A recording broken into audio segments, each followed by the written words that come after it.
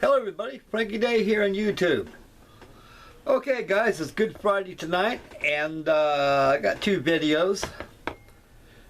The first video is going to be an introduction of this video, which the topic is two more lost but found back to the stash pile.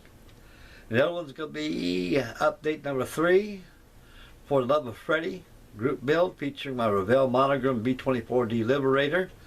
So stay tuned for that. That'll be coming up next this evening. And the topic of this video is two more for the stash pile. Lost but found. Okay guys, these kits here are completely different than card models, balsa wood models, ejection molded models as the ones I've been building here on YouTube just for you great fellas out there. These are Vacuform kits. A lot of you and some of you are probably very familiar with Vacuform kits and how they are made. And a lot out there are not, or pretty much in doubt and would like to know. Vacuform kit is like, it's Vacuform. You take a heat source piece of plastic, you press it over your male plug, your mold plug, whatever you're using, and you get some kind of vacuform process which pulls the plastic right over the mold. When it cools down, you can remove the piece of plastic over the male plug mold, master mold that you made or whatever, and then there you go. You got a representation of the mold in kit form. So that's how Vacuform kits are done. But Vacuform kits in general, fellas, are not designed and made for the novice at heart. A lot of ejection model builders out there have difficulty in building them too, because their construction method is quite different than that of regular ejection molded plastic kits. And so Vacuform kits are primarily nothing more than a shell. You got to add ribs, spars, internal structures such as formers, and you got to use those to stiffen up the model. In other words, if you didn't use none of your strengthening formers inside your fuselage and ring ribs and spars, the plastic would be flimsy. And with it being handled or you being squeezed, sometimes you can break the glue joints and your model will virtually just fall apart before your eyes. And actually it's like picking up nothing more than a bag of wind. And so it adds strength, integrity throughout the kit. Okay guys, right here for the video, this is a C-124 Cargomaster. This is a Vacuform kit. A lot of you guys probably have seen this before on movies, books, videos. This is a C-124 Cargomaster. It was affectionately dubbed the Weenie Wagon because it's shaped like a hot dog. And so the crew members of the United States Air Force have called this aircraft the Weenie Wagon. And the C-124 Cargomaster entered service in 1956 and was stricken for the United States Air Force Register as late as 1971, and was superseded in success by the C-5A Galaxy. And the C-5A Galaxy was successed by the C-17 Globemaster 3. And the Weenie Wagon came out in 1956. Actually, it was designed in 1954, just right after the maiden flight and introduction to the United States Air Force of the C-130 Hercules. And so the Hercules actually was the mainstay of the cargo fleet, that of the C-119 Boxcar, and also the C-124 Globemaster. And the Cargomaster came out to supersede the C-124 Globemaster, but the United States Air Force was not ready, and no means anytime soon or later, to retire the C-124 Globemaster because it still proved itself very valuable to the United States Air Force as a troop carrier, and also it carried transport goods. And the C-130 Cargomaster could do the same thing.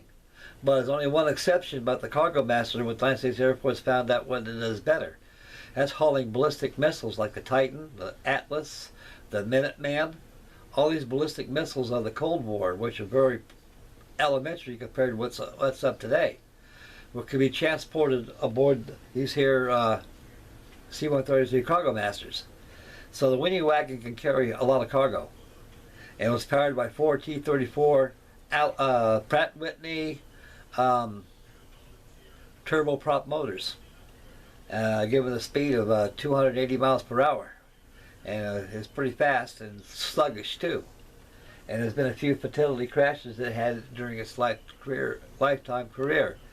And due to probably stall outs, under power, too much weight, and just a lot of structural, primarily more or less structural fractures. That's done from fatigue throughout the Cold War. The Cold War played a lot of harm on our military equipment because of 24-hour-a-day exercise, and you get a lot of fatigue buildup like that will cause problems. Okay, guys, no chatter. We'll get over here and take a look at the kit, and I'll show you about the Globemaster. I mean, about the Cargo Master. And so we'll come over here and take a look at this real quick, and we'll finish up the video. Right here, folks, this is the Vacuform Kit itself. As you can see, this is the fuselage right here. It's on a carrier sheet, and below it is the wing. And here's the instruction manual right here. And with the instruction manual right here, it consists of literature, how it goes together. It also has full template for formers as for your fuselage, wing spars, ribs, templates for your engine nacelles, and also decal placement. And then it has shows construction views of everything here on the kit. As you can see, how you can build in all your cockpit details, and here's the aircraft itself when it's done by the modeler, by Mr. Hooker, who built this and designed this airplane. These are the internal structures right here. Let's talk about, folks. They got to be added inside the fuselage of these things, especially Vacuform kits, because if you don't, the airplane would be much too flimsy, and all your work would be lost. And actually, when you pick it up, it'd be like nothing. You know, just absolutely, virtually just nothing. So you got full templates in here of everything of the formers and such. And they also, another good a bonus feature too they give you on the kit is that they give you color pictures of the kit itself when it's done. This is how I'm going to build this kit, the same way this was built. I'm going to use bare metal foil, which is Kaiser aluminum, which you use for cooking and everything. I want to use that, and also contact cement would be the adhesive for that.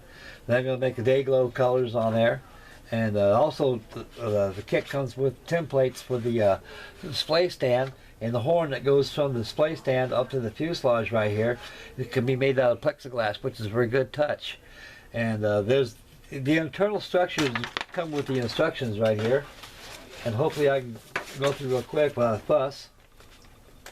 There's so much here, folks, right here, and yeah, you gotta excuse me, fellas. I'm not too well prepared for all this right here, and this will give you guys a good idea what's done on it. Here's a jig they want you to make. They want you to make a jig right here where you can put all your formers. This is the exploded views of all the formers. All these former templates are inside these instructions right here. And we'll get to it in a second here. I'm trying to go through the pages here as deftly as I can so I can be able to show you guys the formers and give you guys a good idea. And we're getting close now. Well, this is pictorial. These are excellent instruction sheet. This man really went, he pulled his all out in this. Right here, folks, here's all your internal fours right here. Here's all your side kills to the side here. And right here is full templates right here. If you want to detail this thing out by putting a full interior, cockpit, radio operator, the whole works. Here it is right here. And it's all here, guys.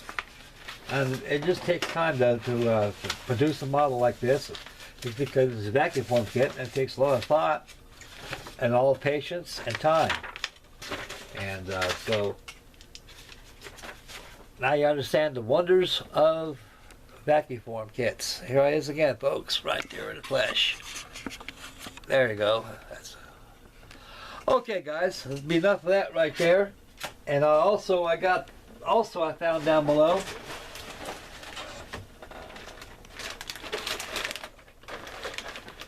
is my C-124 Globemaster. This is a Vacuform Kit too. These things were tucked away in a box I had for a long time. Now this one here is a Vacuform Kit. It's my Air Model.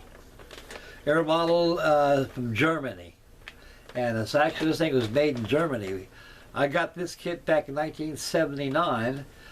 I bought it at Archer's Hobby World, which was the world's first mail order house. And after that, I think Squadron took over from there. And Squadron is still in business today as we speak. And as to the C-133 Weenie Wagon, I got that by Gene Hooker's, the Gene Hooker kit. And I can remember distinctively about 34 years back, and we had a big model convention. It's a model meet on the third Sunday of every month. The IPMS modelers, we go down there and we hash out modeling needs and sharing our lore for modeling, and bring kits down there and everything, and build them down there, and also we have judging. It's pretty much like that on YouTube. So anyway, folks, I got this from Gene Hooker. He came in here, this is back in 1983, that's why I got this kit. It came right back to memory when I found it in the box. Oh my God, I had it all these years, I had no idea it was down there. So thank God I went to spring cleaning, so I can't find any more that's lost and found, but yeah, I think he's about the last two. And so this is pristine kit. It's a big kit. Anyway, Mr. Hooker came in one time at our model meet we had, and he discussed the plans of making a Vacuform kit, and he'd like to be able to want to know if anybody interested in taking orders. So, sure, I'll take it. And I think the kit cost $32 back then. It was a handsome sum of money back then, but it was only of its type that was ever produced. Even today, it still is. And now Amogram, which is a new company, and they make the Weenie Wagon also in 1/72 scale. It's an injection model kit. I think it's a multimedia kit. It comes with resin kits, resin parts and such. Well, anyway, this right here is another shell of kit, as you can see, guys. So when you're building Vacuform kits, you got to have internal structures. That'll give it its umph. And without that, it's primarily nothing but a bag of wind that you can squeeze, and pretty soon it feels cheap. So you want to beef up them structures. Okay, guys, that concludes this video. 2 lost but found back in the stash pile. And so stay tuned for update number 3 for the Love of Freddy's group build featuring my Revell B-24D Liberator in 1/48 scale. And so that'll be coming up next. And so stay tuned, guys, for that. This is Frankie Day signing off, and make God bless, make Mama happy, and we'll catch you guys on the next video. Bye, boys.